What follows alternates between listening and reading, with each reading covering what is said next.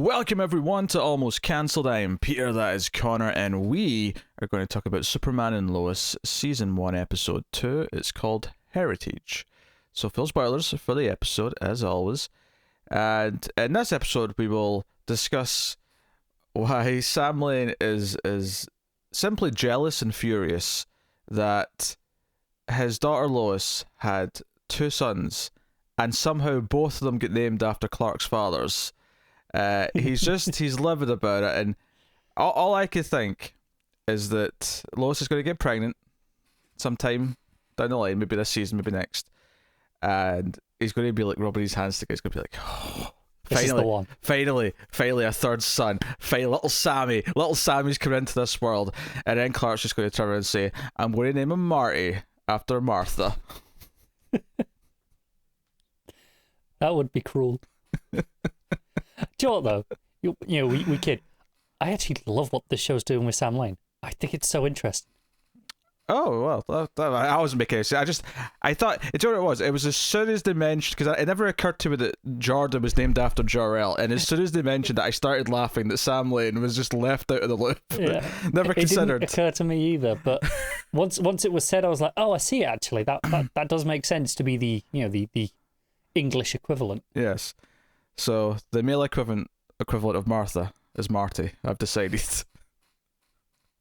Could go with Martin, I suppose, but I think Marty's just the right ends in that vowel sound.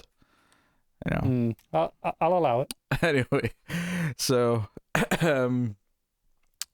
yeah. I mean, obviously, it kind of confirmed that the Lex is from a different Earth. And I did actually have the thought that, is this an evil Lex per se, or is he from an Earth 3? And if you're not familiar with the comics, Earth 3 is the Earth where all of the Justice League are evil versions of themselves. Now, admittedly, he's not called Superman in that Earth, he's called Ultraman, and the other versions are corresponding versions of the members. You know, it's Owlman instead of Batman, it's Superwoman instead of Wonder Woman, blah, blah, blah. But could it be something like that, where it's an evil Superman? And this episode seems to confirm, we even get a quick flashback. Yeah, and for other Arrowverse watchers who maybe haven't delved into any of the comics, we've done Earth X, so this isn't like a totally unfamiliar concept. No, I think it's a neat idea. I think it's a neat idea to give us, even though this Lex is clearly willing to threaten innocent lives, because at one point in this episode he essentially gets himself out of Dodge by sending his ship to blow up a city, and that's obviously Superman goes and saves the city, but he was willing to do that, so he's not a squeaky clean character by any means, but certainly it makes his backstory a bit more interesting. It does, and it implies to me that on his world, Superman wasn't always evil. It was maybe an injustice sort of situation where he went bad. I did kind of laugh though, because the outfit he's wearing in this flashback, it's just the leftover one they had from the last time he wore a black suit, because it's still got the shoulder pad bits. Look, I know, but it's fine. I'll allow it. It's just and I know it's really easy to jump to evil Superman, bored of that. Oh sure. Especially with the visual of it, right? Where it's hard not to draw parallels to certain other things that may or may not be relevant right now. What's that? There is absolutely nothing else in any other media right now. For some reason, Superman, the number I'm sure. 402 just popped into my head. 402. Like convenient. But I quite like what it does here in the context of where it frames this Luthor and what it sets up to be this. Like I say, he's definitely not a good character. He's willing to sacrifice innocence, or maybe he doesn't even believe that he is, because he's like, no, it's fine, Superman, I'll make that call. But he's like, I know what what will happen to you, or at least what he believes will happen, because he's seen it before, and that does make him interesting. Yeah, and the idea that he comes after Sam Lane because he sees Sam Lane as a potential ally, because Sam Lane on his Earth was an ally. He was his commanding officer or something like that. Much more akin to the Sam Lane we are more traditionally familiar with, I would say. Which is funny, actually, because the flashback, obviously it's not as brutal, but it basically made me go, oh, Homelander. So it's a Homelander scene. Because they're in trenches, and evil Superman shows up and just heat visions the trench. Naturally, it should be a lot bloodier. There should be halves of bodies just like sitting in there. But it's fine. I get it. It's the CW. We can only go so far. But yeah. Look, we're not expecting the boys' level of carnage here. no. But because I've seen almost this exact moment, at an even larger scale, in fact, with way more people, it stuck out to me. I was like, oh, this isn't bloody enough. This needs to be more violent. It does. But I'm not holding that against it. Yes. But that said, the visual of Superman doing it still was pretty stark, and this is an interesting direction to take this in. And it's worth mentioning that by the end of the episode, this Lex Luthor has ran out of kryptonite, which is what was fueling his suit in his ship as well, seemingly. So he has to build a new suit that revolves around a power source that he can actually Presumably isn't going to look like Master Chief or the Doomslayer this time. Maybe it'll even go purple and green. Maybe it'll be more typical Lex Luthor. I don't know. But you have this idea of Sam Lane possibly like buying into what he's selling, right, and going along with it and becoming an ally of the villain. Particularly notable is that the scene after this Lex comes to speak to Sam, and it turns out not to really be him. It's actually just a robot version of his suit. Classic Lex. I was actually thinking it was very Iron Man. There's a lot of moments in the Iron Man movies where it'll turn out not to be him. It's just the suit. It's Iron Man, Brainiac. Yeah. Lex has definitely done this in the past. It's a common trope. But there's a really it kind of it stuck out to me. It's kind of weird in the moment, but kind of in hindsight, I kind of see what they're doing with it. But there's a moment where you've got a very typically framed shot of Superman standing right in front of the American flag, but he's notably in shadow for most of the start of the scene, right? It's not until halfway through the scene that he kind of steps into the light. So it's just really ominous, like shadow or a silhouette of Superman in front of the American flag. It's very ominous, like he's this presence. And I think the whole point of it, this is what Lane's looking at right now, and he's seeing possibly this dark shadow over America, over his country. And I imagine that Lane probably felt this way about Superman in the early days before he knew who Clark was. Obviously, things are better now. That he obviously has some trust with Clark, on a pretty close level. They're literally family. But it's the seeds of doubt have been planted there. Maybe rekindled is more accurate. Yeah. So the interesting direction to take that in. I will say this episode certainly, I think, does suffer a little bit of the episode 2 syndrome in some ways. A little, not terribly though. I don't think it's got a little bit here or there. It does reestablish or reset things or retell us things a little bit, especially early on. And it's funny because there's a couple of moments where it almost felt like it was about to do the things we were scared it might. But it would do this thing with the teenagers specifically where they'd have an exchange where they'd have one or two lines of dialogue that feel kind of like, oh, it's going down the path of angsty teenage nonsense. But it did this thing that I thought worked quite well by the end of the episode where they always seemed to like turn it around and it would turn into kind of more of a sweet thing where Jonathan might be a bit of a dick for a scene when he's pissed he has to go to school, when his brother gets to stay off and learn his superpowers, or whatever else. But it always kind of turned into him being the one. Like whenever Jordan was mad at his parents and feels like he's been treated like a weirdo or different or strange, it tends to be his brother who goes and calms him down and sort of like reels him in, and is kind of his rock in a lot of ways. And there's a couple of moments where I thought, oh, we're going down that path like this quickly, this easy.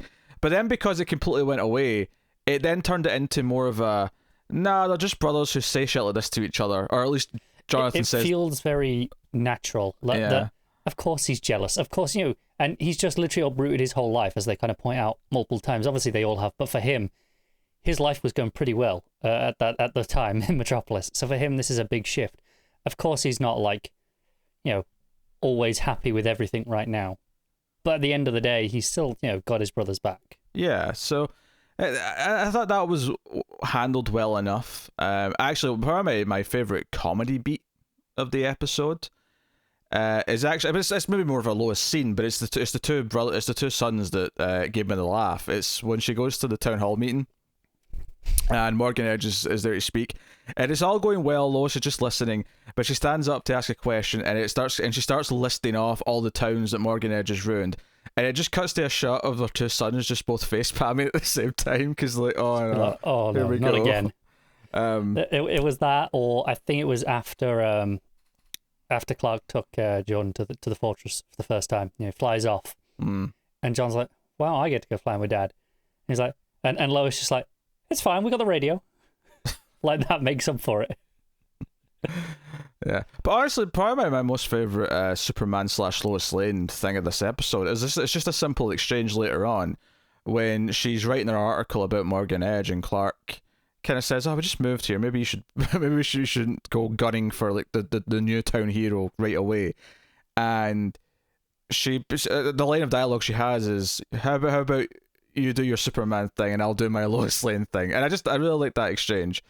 Simple little things like that, because I don't necessarily think Clark's voice is always perfect, and again and this is probably why I wasn't super in love with the scene with the flag behind him when he's talking to Sam Lane at first, is because at the end of the scene, the way he speaks to Sam, he sounds quite like, we'll find this guy so I can finish it. He comes across as a bit more angry than I typically find. I get where you're coming from, and I don't know how much that's genuinely him or how much he's just playing it up for Sam. Just be like, I'll just give him what he wants a little bit, almost. I can see it. So it's played a fine line with a couple of things. We should talk about, obviously, he takes Jordan to the fortress, which I don't know if they've shown it on Supergirl since Crisis, because my answer to this is going to be, well, Crisis changed it, but but as of now, this looks nothing like the fortress, because the fortress in Supergirl was very reminiscent of the original Superman movies. It was designed to look like that. This is more just a carved out bit of ice. Cave. Yeah, it's got the one little bit in the middle with the Krypton computer with the crystals, but then the rest of it's just like a hollowed out bit of ice. Yeah, and I mean, Crisis did it. Is a good enough answer. I'm thinking, is it Simpsons or Family Guy, where it's just it's like the panel of questions about some old TV show, and the answer is just always a wizard did it. It's, just deadpan, just no reaction, just a wizard did it. It doesn't matter what the question is. That kind of works here with Crisis, I suppose. So Jordan learns a little bit about Krypton, about how Clark came to Earth. I thought it was interesting though that, because all this heritage stuff, I'm like, okay, I get that he's the one with the powers, but I feel like this knowledge of where he comes from is still equally valid to Jonathan. Like he's still a descendant. He still should know all this stuff, and presumably Clark will still show him all at some point. But Jordan's the priority given what he's going through. Then Robert the Bruce shows up as the computer version of Jor-El, which really threw me for a minute. I'm like, that's Robert the Bruce. It was jarring. Not a terrible casting, admittedly, though. He's okay. It's kind of, I think he lacks the, and it's unfair to compare people to Marlon Brando, because he's Marlon Brando, but it's very unfair, yeah. But there's a kind of I don't like quite say warmth to Marlon Brando's Jor-El, but there's something a bit more loving, whereas this felt a bit more cold to me. Yeah, the word compassion is maybe the word you're looking for. Like, obviously, he wasn't actually an AI. Well, he was for part of it, but like the grandfather on Krypton, I thought felt more Jor-El-esque in terms of what I think of the computer and the fortress being than what this was doing. I agree. I don't hate this though. Like, I think he's fine. I'm not going to say it's the best Jor-El ever. Clearly, he's not. Yeah, I don't hate it. He's fine. But it wasn't like, I don't think I'm going to come out of this going, this is my favorite version of the Jor-El and the fortress. Like, it's fine. It's serviceable. It's doing what it's doing. Not really the point of the show. He'll pop up, a handful of times probably, and that's about it. No, but that's the thing. And there's some other interaction. Like Jordan's not been going to school this second episode, I should say. But these first couple of days they're in the town, and Jonathan has to cover for him by saying he's sick, which doesn't really add up because he shows up to the barbecue that he's invited. They're all invited to Lana's barbecue. It works out though with when they have to explain something. Is it Sarah, her name? Sarah, yeah. Yeah, when she questions it, she's like, I thought you were sick. He kind of writes it off as, oh well, they're not sure I've got my issues under control. So because she knows, she doesn't question it anymore. So it kind of works out quite nicely that. Again, it goes along the lines of, just because he's sick doesn't mean it's a physical illness. It could quite easily be, okay, there's a mental health reason to take some time off. And fair play, none of the interactions with either the brothers and her came off as anywhere near Like, obviously, there's the stuff with the boyfriend. It's the sort of typical shitty boyfriend being mean to one of her main characters. But everything with hers, like, and I'm going to throw Smallville under the bus here. But if you could remember back to the early Smallville when Lana had the shitty boyfriend, right, and he was kind of mean to Clark, like, I mean, Whitney, that was his name. Yes, Whitney. Yes. I was getting there. I wasn't really looking for the name, to be honest. That was my comparison to who he was is pretty much done. It was just more to the point that when all that was happening, Lana was also a pretty crappy character, very generic. There was no chemistry with her and Clark.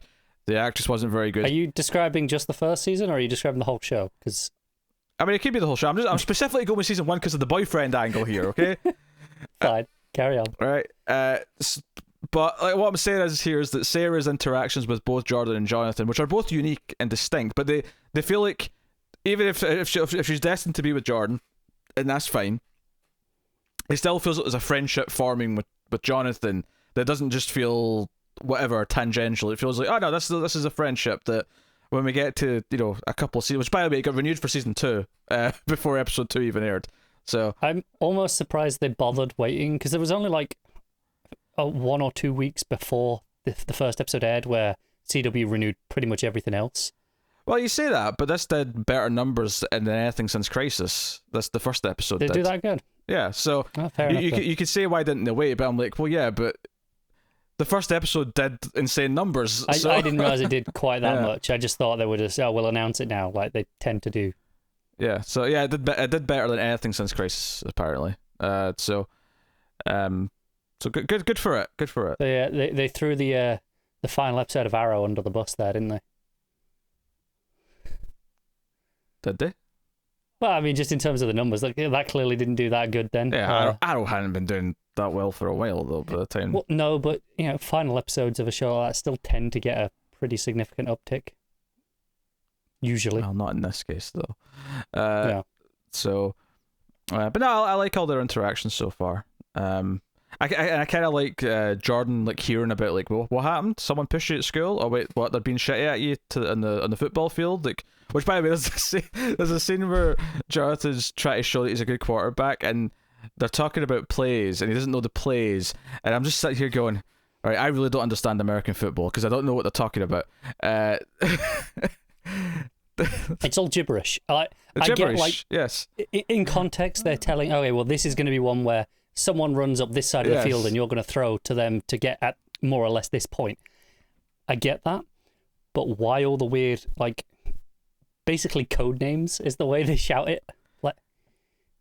I get the feeling that different teams have different names for everything, so the other coach doesn't know what they're doing. The whole point is to try and not reveal your plans. I get it, and I assume that's why he has a book to learn. It's like if people playing chess called all the different strategies different names because they didn't want the other person to know what they were doing. As if anyone was yelling it out. As if they didn't just recognise it when they started doing it.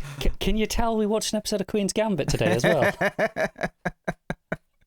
But so I don't know. I was sitting there going, "Oh, this is whatever." But again, do you know what though? I do wonder: are there standardized names for those players? Obviously, each team has their own names for them, and so they can call to each other without the opposite team knowing what they're going to do. But are there once it's done, can analysts go, yes, they did that thing? So there's a lot of numbers involved, so I imagine it's probably more mathematical than just a naming system like chess. It's probably. Maybe, yeah. Yeah, when they say something like 1042, that probably corresponds to how many players are moving past a certain lane or something like that. I don't know. Maybe it's probably just straight up graph. We definitely know nothing about this. And I don't even really know anything about rugby, which is the equivalent. So I know more about rugby. I don't follow rugby, but anyway. But no, I like the corresponding that Jonathan's always got Jordan's back to the point where he's there to emotionally prep him up. He's there to say, hey, don't get upset, let's go get something to eat. He's there to ask questions.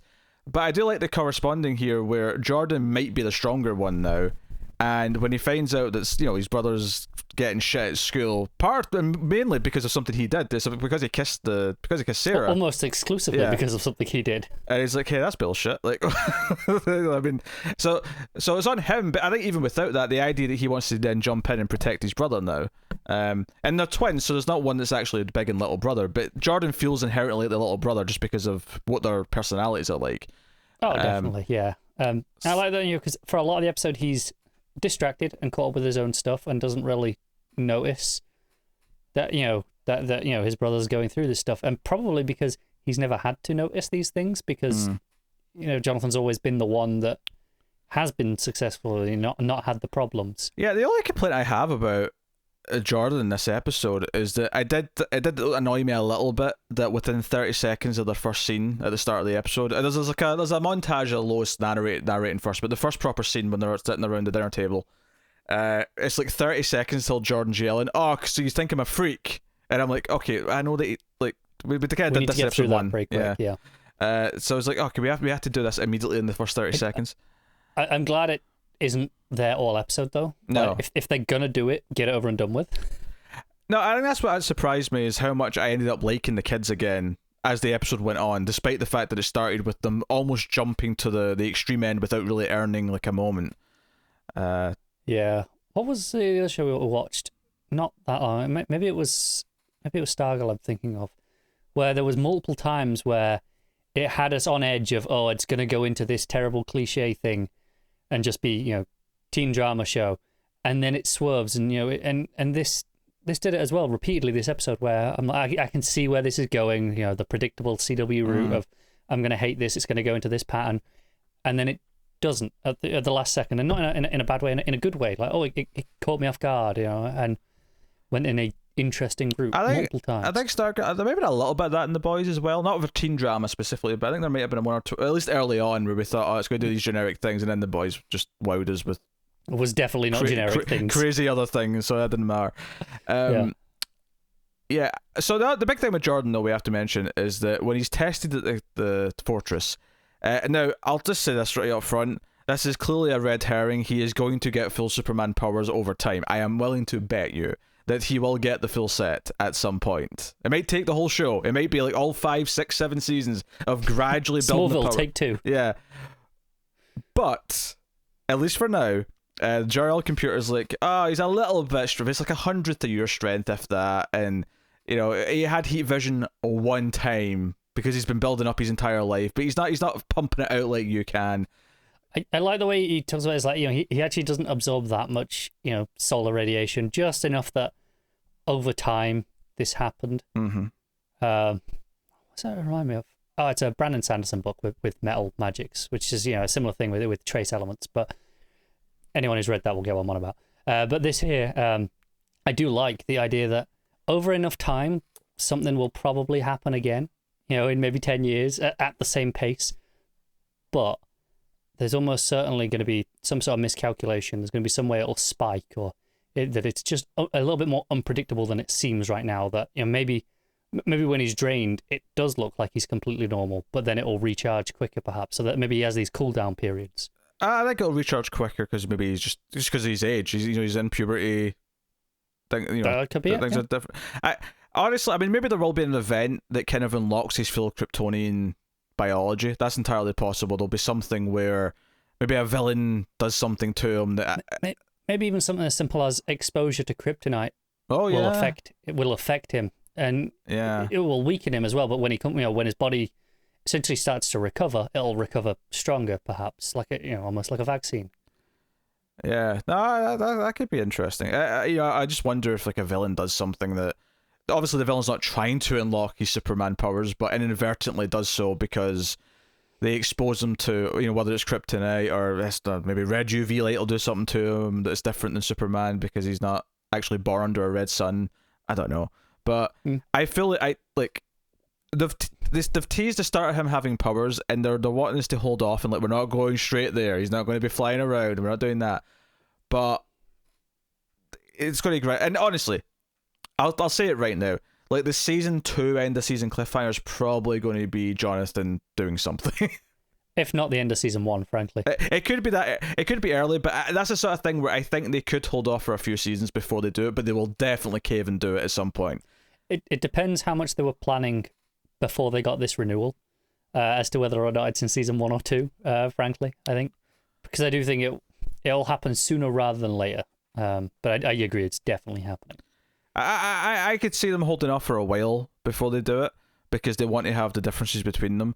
And it'll be a big moment, especially if we get to the point where, let's say by the end of season 1, Jordan does have, if not the full power, strength and set, but at least enough that maybe the idea of him operating in some capacity as a quote-unquote Superboy, right? I don't necessarily think they're going to use that name, but he will help out in small events, or he will be there, even maybe against his parents' wishes, but he'll go to help because Superman's in trouble, and he'll do something, whatever.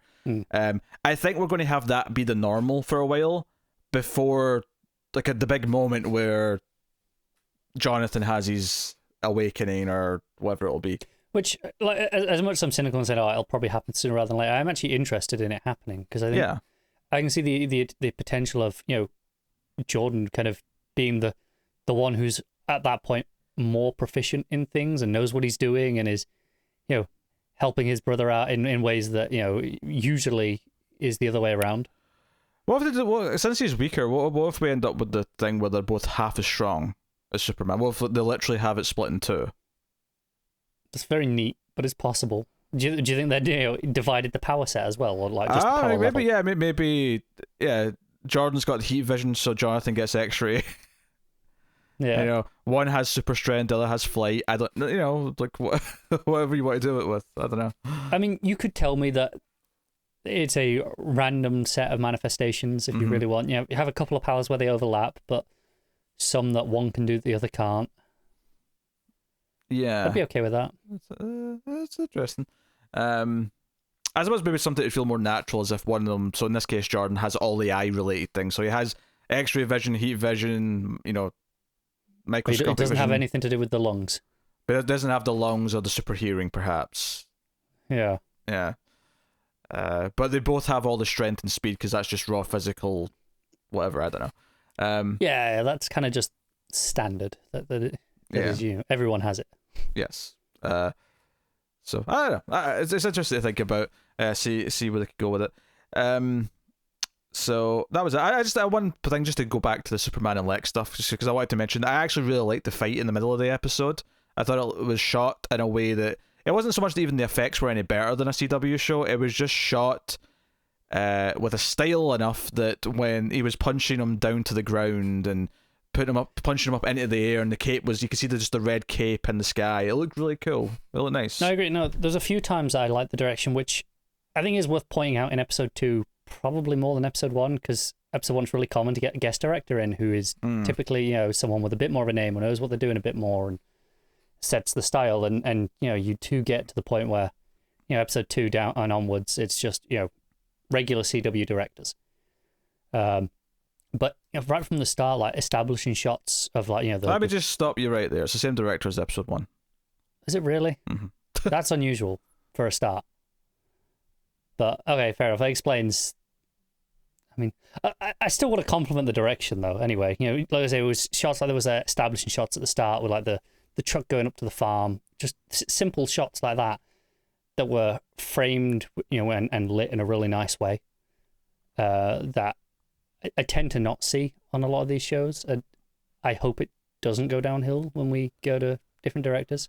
Yeah, I mean, as much as it isn't uncommon for a guest director to be there for episode 1, it's also equally common for it just to be one of the head director of the team who's going to be there consistently throughout the show, especially on network TV. So that doesn't surprise me. I mean, it's maybe a bit weird that he's done 2 back to back, but then again, the pilot tends to be a bit more in advance, so maybe it makes sense that they're straight back in for I think episode it 2. was more just some of the things you'd mentioned about the director, like interview comments last week. I had assumed that it was a guest director because of that, but I mean, maybe it's just not. Maybe they just someone happened to actually interview him, which is less common when it's not guest directors, but it clearly happens. Worst character of the show is Lana's husband still. by a country mile. Yeah, I every time he opened his mouth, and it's not just that I dislike his like views or I dislike his attitude. It's that he literally has no other modes than immediately confrontational with Lois over because they were entering the diner and he's like, "Are you writing about Morgan Edge? He's bringing jobs to the people of Smallville. Some money's better than none." And then again at the barbecue, it's just like, oh my god, shut up. I agree. It's not that I dislike what he's saying, putting these viewpoints across as like trying to represent why these people are like this, and is something that I am interested in. I think it needs to be more nuanced because he just comes across as shitty and villainous here, and he does. I don't mean villainous in the same level that Lex is, but he's portrayed as we should be looking down at this guy and we should clearly be on Lois' side at all times. And while I think it's safe to say our political viewpoint lines up with that, and as that would make sense in a Superman show, I still think you can handle this with more nuance rather than just completely putting them down like this. Yeah, I think... I don't even know if it's a case of they want us to look down at him, per se. I don't know if that's intentional. Like, because obviously, clearly the point of this is to have a character who's more connected to someone else, in this case, Lana and Sarah, and, the representing the townsfolk of Smallville. I think the point of him is to give that viewpoint as to why the town is welcoming to Morgan Edge, why they want this opportunity, all these things. I will critique it in that this is just, I think, poor writing on their part, that he is coming across this way, and he feels so one note that it's just kind of frustrating every time he starts. And then luckily he's not in that many scenes. It's only a couple of scenes in the episode, but in both times he was notably sticks out as just being a parrot, just regurgitating the same. And I think it would be fine if, let's say, he was in 4 scenes and this was one of them. And the other scenes were him doing other things and made him a bit more of a character, and this was just part of him. I'd be a lot more okay with it. If it wasn't for the fact that Lana and Clark were friends from high school and had been sort of relatively still in touch and cared about seeing each other again, I would never buy why they'd accept an invite to this barbecue, given how every time he runs into Lois, immediately it turns into this confrontation about whatever she's writing or whatever she's doing. Yeah, he's definitely the worst part. Lois's plot for the episode, obviously that's part of it. Mentioned going to the town hall, confronting Morgan Edge, who's British in this, I guess. Definitely not Adrian Pasdar. Definitely not Adrian Pasdar. But he owns a Daily Planet, which leads to Lois quitting the Daily Planet because she writes an article, being, doing our journalistic integrity and all that, about Morgan Edge and his nefarious schemes. And he decides to edit it into a fluff piece, making him look like a saint. And she's so mad about this that she walks in to the Daily Planet and says, "This is the best piece of writing I've done since you took over." And it's just, "I quit," on a white bit of paper. I love that it's not just like a cheap bit of paper either, because you can see it's like thick, nice printed paper. It's in an envelope. It's like, Yeah, it's done the fancy, like folded into 3. And it opens up and it's just "I quit" right at the middle, and a nice bold typeface. I appreciate it. I chuckled when I saw it was just the 2 words. You just described the fold into 3 as fancy? Relatively speaking, because most people will just fold it in half and stuff it in. Experience. Well, as a civilized individual who is never, ever not folded into the 3s like you're supposed to when you're putting a letter in an envelope, this baffles me. I don't think it's fancy. I think it's just how you're supposed to put a letter in an envelope. It's how you're supposed to, but I don't think it's what most people do, in my experience, whenever I've seen a lot of letters. Well, I think this just goes to show the class of people that you're hanging around with, or potentially the class of people that would send you a letter is maybe more the point. Yeah, that's more likely. Yep. So all of this is to lead to the fact that she then takes a job, basically now co-running, because there's only one person who works there, the Smallville Gazette, the small local newspaper. And I have mixed feelings on this. On the one hand, I like the idea of Lois essentially owning her own little newspaper. No, technically she shouldn't own it, but let's face it, this little amateur is going to let her run the place, right? She is. She'll let her do whatever she wants. Yes, exactly. But there is a bit of a contrivance here, and I'm like, Okay, how do you get world famous Lois Lane to quit the Daily Planet, the place that we associate her with more than anything else in the history of Superman in comics, and get her to take a job at a small town's newspaper when she realistically she would probably move over to, say, another major newspaper that would let her write hard-hitting pieces? I'm going to defend this slightly. Very slightly, admittedly. Very slightly, because no matter what you're about to tell me, you cannot tell me the reason why they did this was just to get her to stay in Smallville. No, I mean, from a logistical perspective, Yes. That's absolutely what it is. Yes. But if I wanted to impose a reason into the writing, which that is what we're here to do, I suppose, what I would say is, this is intended to be a critique on current mainstream media, being very partisan and having their agendas across the board, not just, it's not just the Daily Planet by Morgan Edge. The Star has also probably got its own agenda and won't let her publish her pieces the way she wants to. They'll also have their angle that they want.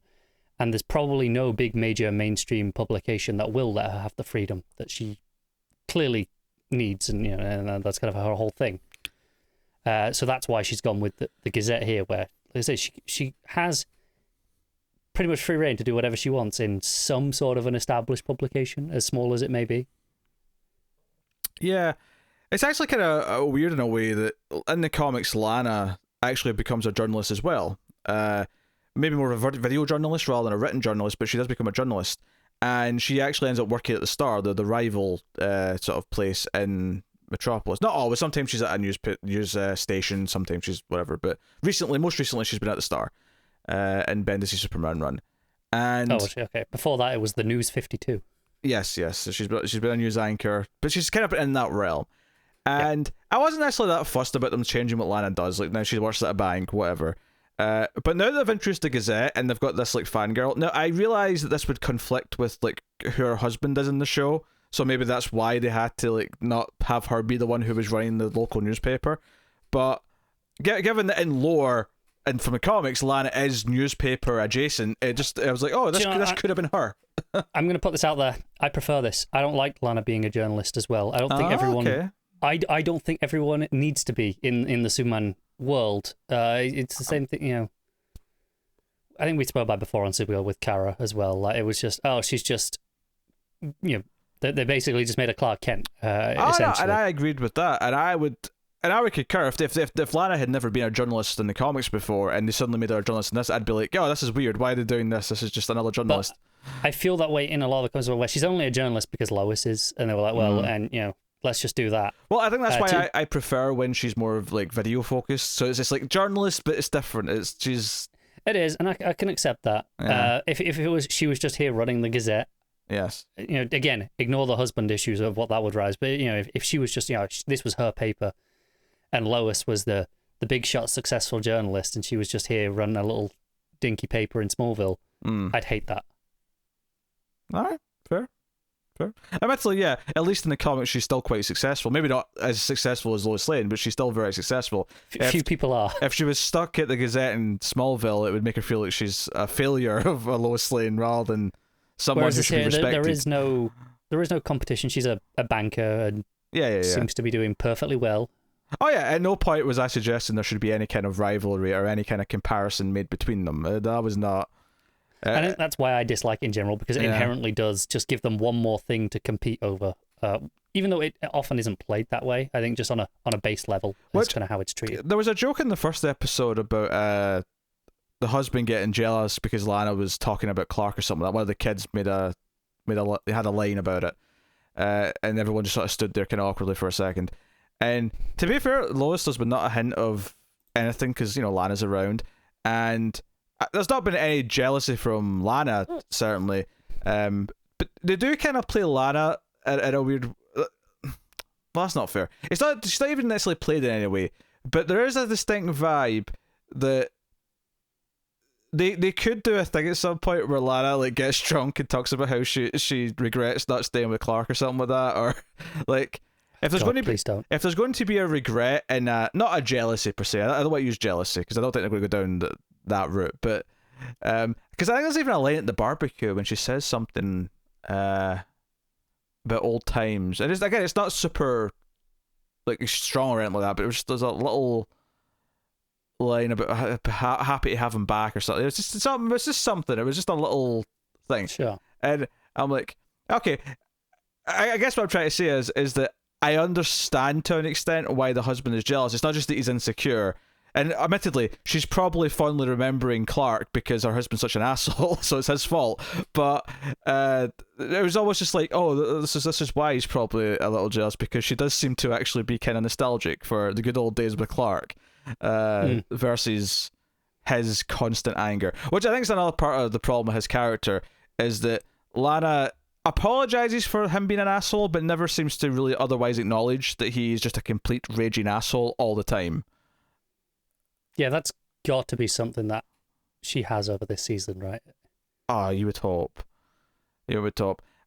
This character... I mean, even her daughter is like, you know, aware of the problems with her boyfriend, but is like, I mean, he's sweet, you know, at times. You know, there's at least some acknowledgement that he's not always the best, but she tries to defend it, whereas Lana feels not oblivious, but I wonder if they're doing unwilling. like a mother-daughter thing here, where she's sort of blind to the same things. It's just that Lana is older and jaded enough that she's kind of stopped trying to pretend to herself that he's actually a nice guy. She's just kind of like, well, this is my life. I made my bed.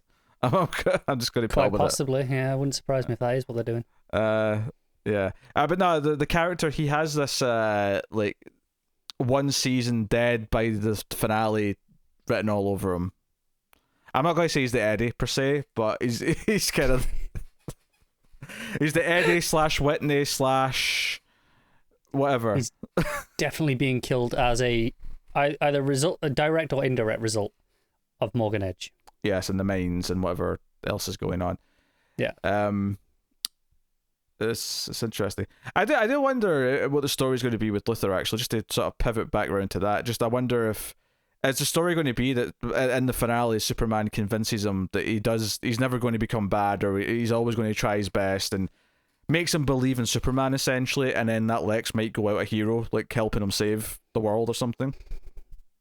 The only problem with that is it means that there has to be a bigger threat, and I don't see how Morgan Edge gets to the point where he's endangering everyone necessarily, but it's not impossible. Yeah. It's not. I mean, they've got plenty of time yet to kind of it's go like whichever route. I want to say it's like a 16 episode season, something like that, 15, 16. That sounds about right. Yeah. But I mean, it's early days. They got time. Yeah. Pretty good episode though. I mean, the only other thing I want to complain about, which is this is a nitpick, but it bothered me because it took me out of the scene, is so just for context, there's the night, the day where they first go to the fortress and do the tests, or not do the tests, you know, they do the history. And that's the day that Lois is invited to the barbecue at Lana's for the next day. And then that night, Lois goes to the council meeting and confronts Morgan Edge. While she's there, Superman Clark has this conversation with Sam Lane. It is parallel to this scene. This is important for the timing, because this is what I'm going to complain about. And you know, and this is just the scene where he kind of admits to Sam that the kids kind of know about everything, and you know, Sam's like, "You made a huge mistake." I would like to point out, he does not say to Sam that Jordan has powers. He does leave that part out. I just that he's told them that he is Superman. Yeah.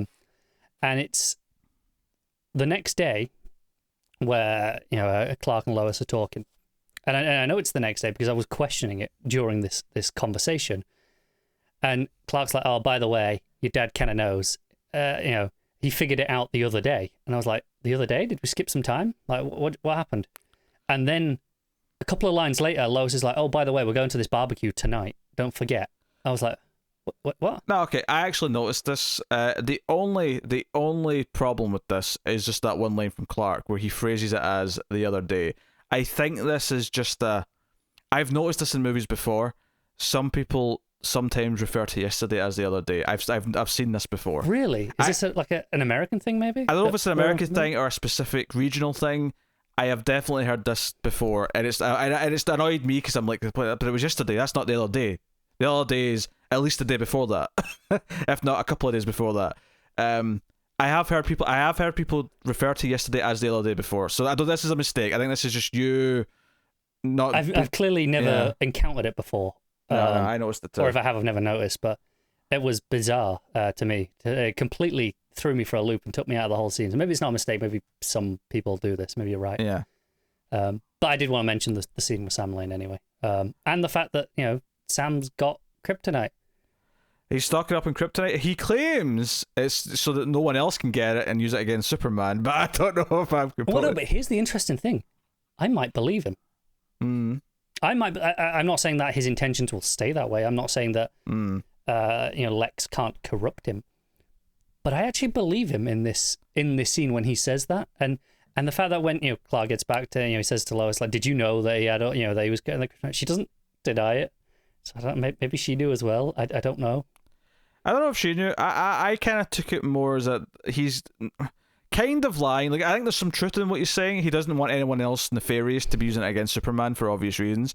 But I also think there's a little bit of a Batman thing here, where if the day ever comes that you need to be put down or you become bad or something, we need a way to take you down. I think that's part of it. And I did like Clark's reaction as well. Like, he's obviously annoyed and not happy about it, but it doesn't consume him for the rest of the episode like it did multiple times with Kara, for example, in Supergirl. Yeah. It felt like he was annoyed in the moment, and absolutely he should be.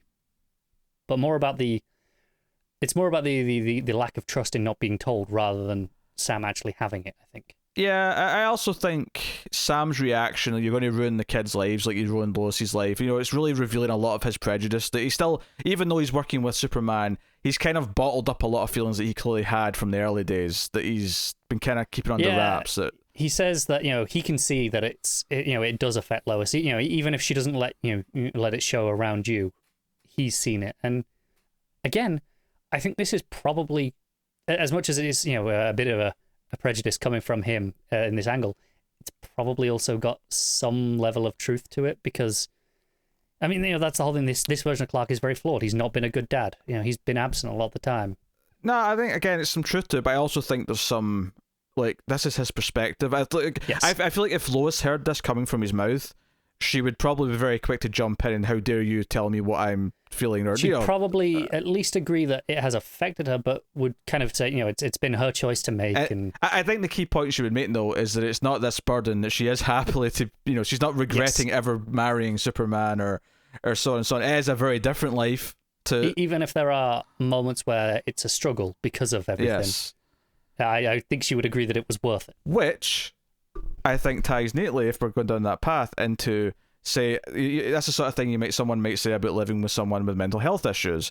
And given what we're doing with Jordan, and I can't believe I'm saying that we're comparing living with Superman to living with someone with mental health issues, but there is kind of a comparison here being made, in the sense that, yes, at times it's a struggle to give that person the care they need, the attention they need, to have the patience you might need to have, depending on what their specific issues are. There's nothing wrong with people admitting that it's a struggle. Yeah. That doesn't mean you don't love them, doesn't mean you're not there, and you don't have the commitment and all these other things. There's nuance to it. And it poking at those things is quite good. So I cannot believe how shockingly decent this show is. We're only two in. There's a moment with Lex where he's talking to the computer, and you see his face at this point. So it's right when he has the flashback, but I think it's just before or after the flashback. He sort of holds the little the super dog tag that he's got, right? The one that he's got one, and he gave one to Sam Lane, and he's like, I have to build another suit, and he sort of holds it in his hand, and it's like a really cheesy moment, and it's just like, I'm not saying it's perfect. I'm clearly not. But the fact that we have got 45 minutes of conversation on this episode. When was the last time we went anywhere near this long on a CW show where we weren't just ripping it to shreds? I think we've been longer than this one than we did the last one. The last one was episode and a half of length, so yeah. There's a lot of actual stuff in there to actually talk about, rather than just terrible cliche. So far there is. So far, yes. That is obviously the caveat that has to be added. Yes. But episode 2 is a big hurdle for a lot of shows, because even if you have an impressive episode 1, sometimes episode 2 will falter for various reasons. It's not even necessarily a bad sign often. The fact that it was able to have a pretty solid episode 2, not without its faults, but pretty solid, with clearly a lot to talk about, and not just fluff either. Like I mean, that conversation we just had about mental health and comparing it to living with Superman, I actually think is a really fantastic thing we were able to get out of that. And I actually think this show is handling that really well, that it's not every scene with Jordan is this. Because, again, this is the CW. It could easily be every single scene is just, he's reduced to that one thing, much like Lana's husband is the one thing. But it's not. It's there. It's ever present, but it's not the only thing about it. Yes. Without checking, do you know Lana's husband's name? Not a damn clue. You don't. I bet you don't. No, I don't know. If I had to guess, I reckon he's a Steve. You think Steve? He's definitely not. He's definitely not. But he's got the look of a Steve. I'm going to say Simon. Let's find out. Kyle. You both come with S names. Oh yeah, he is a Kyle, isn't he? His name is Kyle. Yeah. Oh well. He's a right Kyle. I can see it. Mm-hmm. All right, there you go. That's episode 2 of Superman and Lois. We'll see you next time for episode 3. Let us know what you thought of the episode in the comments. Like and subscribe. Those things are very important on YouTube. It helps us out a lot and helps us find more people. YouTube really value it, so please do hit the like button and subscribe, blah blah blah. You can also support us by going over to patreon.com/mailfuzztv for as little as $1 per month and keep the shows coming and get some bonuses.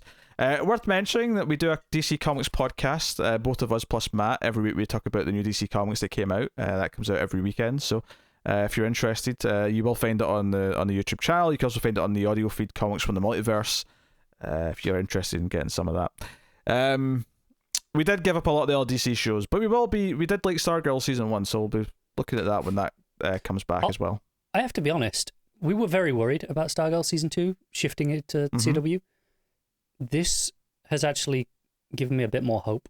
That again, I know it's only 2 episodes, but the fact that this has got its own identity and is pretty solid has me a lot more hopeful of Stargirl maintaining its identity.